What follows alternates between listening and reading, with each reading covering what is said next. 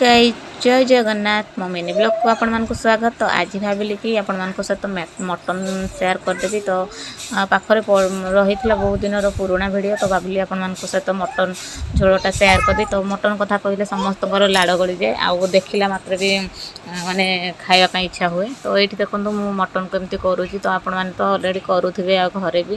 तो बस किसी सेमती सेम माने प्रोसेस रे मु मटन करदेली। आउ कषीदेवी भल भाव कड़े तापर ट्रांसफर करदेवी प्रेसर को।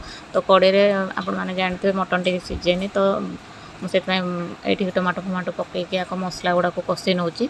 कषि नेला मटन को ढालीदेवी, से लुण भी पकई नहीं। आउ ये आलू मटन को देदेली। एटा टिके किछि मिनिट कषिला मु ट्रांसफर कर दूची प्रेसर को। प्रेसर 4-5टा सीटी आसला हो गला। तो ये नहीं कि पलि आसली बाबू मु खाई नेलु। आउ भल टेस्टी थिला। आउ जदि मो चैनल नुआ सब्सक्राइब करदेबे।